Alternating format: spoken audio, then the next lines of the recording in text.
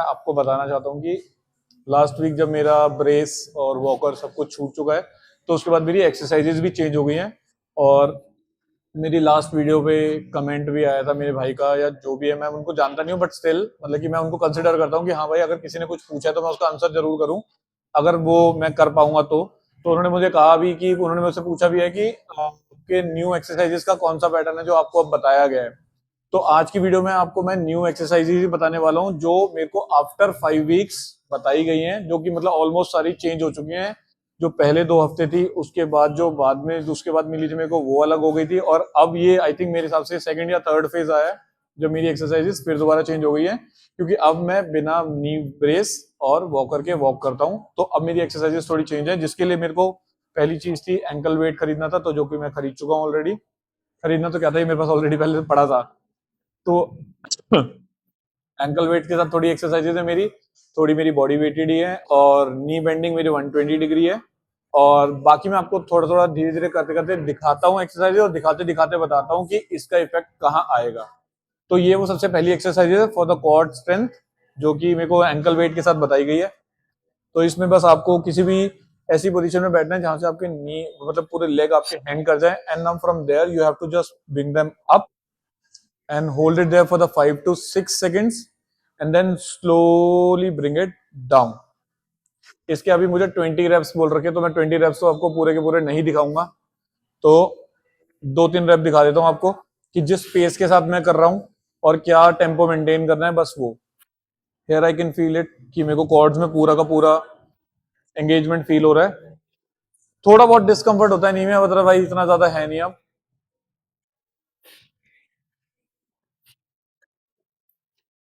तो ये हो गई आपकी सबसे पहली एक्सरसाइज जो फॉर द कॉर्ड स्ट्रेंथ है। अब मैं आपको बताता हूँ दूसरी एक्सरसाइज। तो ये है वो सेकंड एक्सरसाइज जिसमें मेरी हैमस्ट्रिंग का यूज होगा, और सेम उसी पैर में मैंने एंकल वेट बांध रखा है। पूरा सीधा मुझे लेटना है, और from here I have to my knee the maximum I can, I have to hold there for the 5 to 6 second, और उसके बाद धीरे से मुझे वापस पीछे जाना है। ये मेरी सेकंड एक्सरसाइज है विद एंकल वेट। ये हैमस्ट्रिंग इधर की तरफ इसका फील आएगा आपको, और आपको पता लगेगा कि हाँ ये थोड़ा बहुत स्ट्रेंथन हो रहा है। लाइट वेट हाल फिलहाल में उन्होंने इसीलिए बोला है क्योंकि मेरे को ऐसा लग भी रहा, और मुझे फील भी आ रहा है कि इससे ज्यादा वेट उठा भी नहीं सकता अभी मैं पैर से ना अपने, और बल्कि वो सेफ भी नहीं है।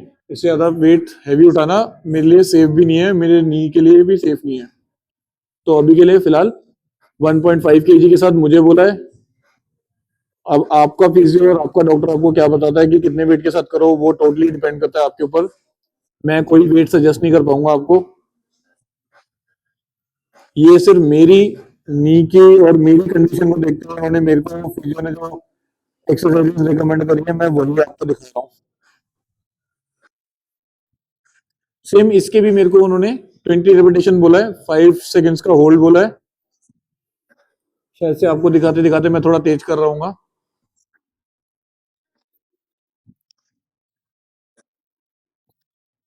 थर्ड एक्सरसाइज है विद एंकल वेट। इसमें बस मुझे ऊपर की तरफ आके 30 डिग्री पे यहाँ पे होल्ड करना है, और अगेन मुझे होल्ड करना है for the 10 seconds.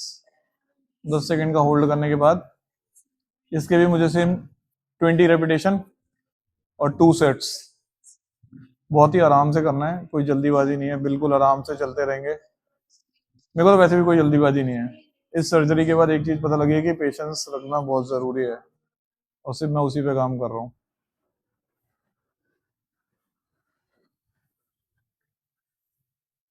I think ये सबने आई थिंक डे 1 से ही आई थिंक आपको भी फिजियो ने यही एक्सरसाइज बताई होगी। बताई तो मुझे भी थी, लेकिन वो विदाउट वेट थी और अब एंकल वेट के साथ है। तो सेम इसके भी 2 सेट करने, और 20 रेपिटेशन, और होल्ड फॉर द 5 सेकंड। अब ये वो थर्ड और मे बी फोर्थ एक्सरसाइज है विद एंकल वेट, जो थोड़ा सा कॉम्प्लिकेटेड थी, बट आप समझ रहे हैं इसको कि करना क्या है। लॉक कर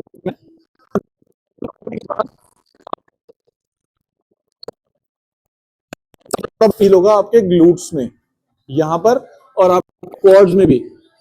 और इसको भी सेम वही 5 सेकंड का होल्ड, और 20 रेपिटेशन करने के लिए बोला है। पहले आपको इसमें क्या करना है, नी को लॉक और फिर उसके बाद पैर को ऊपर की तरफ उठाना है। अपनी बॉडी को इधर उधर टिल्ट नहीं करना और सीधा ही ऊपर की तरफ उठा के बिल्कुल नी लॉक करके रखना है। आपको फील आएगा थोड़ा सा ग्लूट्स पे हो रहा है और बाकी का आपके क्वाड्स पे भी जा रहा है। पहले नी लॉक और फिर raise, hold for the 5 seconds और रिलैक्स।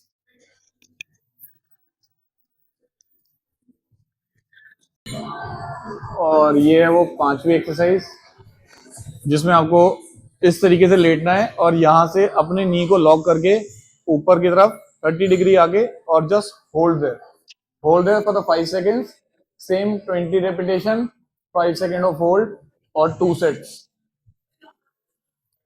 इसमें बढ़िया सा फील आता है, मतलब कि इसमें पूरा नी और क्वाड्स दोनों ही बहुत अच्छे से एंगेज हो जाते हैं। Again up, hold for the 5 seconds and then come down. Same इसके भी 2 सेट है और 5 सेकेंड का होल्ड और 20 रेपिटेशन। Up, hold